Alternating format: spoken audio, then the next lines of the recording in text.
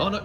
So for hot dogs, what we're looking at is trying to go side to side and just getting a nice sidewards tap, ideally not holding on and balancing, and your job is to get anywhere between 10 and 100. So with this one, we're doing hamburgers, and that is to go up and down, nice and controlled, tapping down, tapping up, and 10 to 100 times. All right, so we've got sit to stands here, and in this instance, we've got our arms crossed, which makes it harder, but we want to lift up and down. And if we put our arms out in front, David, so when our arms are out in front, it just makes it a little bit easier to get up and down. So take your pick which version you want to do, and they are sit to stands. So we're looking for shoulder blade depression, and what we need to find here is the actual shoulder blades form the lift up part to lift us, and we use this shoulder blade to drop back down. So if you have a look at this performing of it here, we've got the shoulder blades lifting, the shoulders follow, but they don't lead. That's what we're trying to achieve. You'll have your arms out down by your side in good posture, and you're lifting up and down 10 times. So what we're looking for here is a scapular retraction. We have straight arms that stay really firm. When we squeeze at the back, we're squeezing between our shoulder blades, not through our upper trapezius, and that's done really, really well there. She's squeezing in her shoulder blades, and that's the goal for 10 of those. So we've got squats here, and we've got arms out in front at the moment as an easier version of it. Remember to break at the hips first, bum down towards the floor, and if you want to make it harder, that's across your chest, arms across there, and sitting down just makes that a little bit harder. Whichever version you want to do though, we want to get up and down nice and smooth, and at the top of the movement, squeeze your bum cheeks really tight. All right, for the exercise eyes, our arms are straight out in front of us and our legs are straight behind us to make the shape of an eye. And then what we want to do is pull our shoulder blades down towards our bum. We then want to lift our arms up as straight as we can keep them, up to the sky as high as we can, slowly back down towards or touching the floor if we need a rest, and we need to do 10 of those. So with the Y, we want to make sure we keep our head on the ground, our feet on the ground, our arms resemble the shape of a Y, and we lift them slowly up to the sky and back down 10 times. So with the T, we want to have our arms out nice and straight, resembling the shape of a T. We want to pull our shoulder blades down towards our bum, and we want to slowly squeeze between our shoulder blades as we lift our hands up off the ground as high as we can get them, and slowly down back towards the floor. Always touch the floor if you need a rest, but if you keep them just off the floor, it makes it a little bit harder.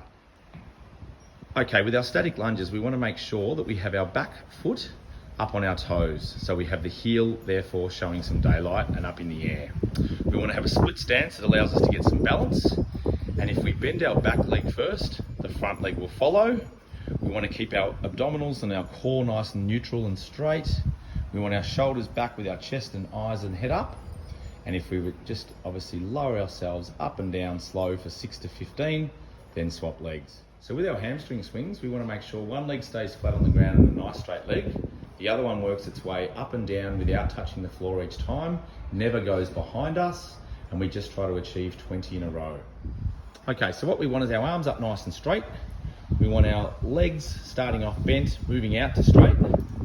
And we basically, and I'll just move angle here, we basically really slowly move away from each other, back into our base stable position of a dead bug, and we do that back and forth, nice and smooth. So what we've got here is we want to have the hips up, one leg straight, hold it for as long as you like, and then put your bum back down and put your leg down, and that would be one repetition.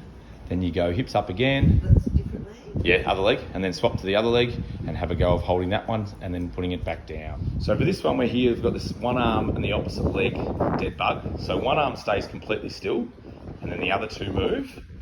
Fantastic. And then we stop, and then we go the other way, nice and smooth and steady. In and out, keeping neutral spine the whole way. So with step ups, we want to have one foot that stays platformed the whole time. We don't swap feet, and we don't take that foot back down to the bowling green. We just keep it still. We go up and down for as many as we want to do. Hands out wide makes it easier to balance. Hands across our chest makes it harder to balance. Your choice. Perfect. With this thoracic stretch, what we're trying to achieve is a nice lengthened arm. So both arms are nice and long. Our bum is trying to get as far away from where our hands are as possible. And we're trying to keep our ears directly between our shoulders and trying to get a nice little stretch all the way through our thoracic spine, a bit of our lower back as well, and you'll probably feel it in your hamstrings as well. Thoracic tilts, we have our arms going all the way open, all the way around the front and closed. So we're going from bad posture to really good posture. and try to do it really slow, linked in with your breathing.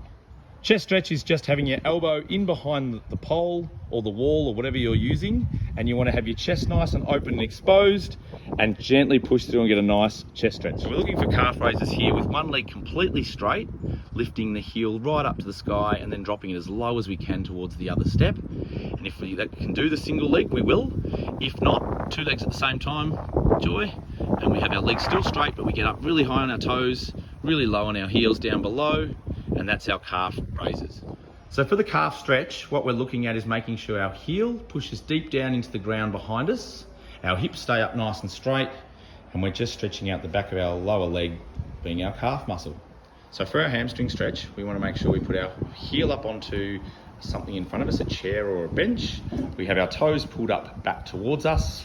We make sure, if we can, that we have one hand on our chest and one hand on our belly, and then we lean forward without rounding our back out and get a nice deep hamstring stretch.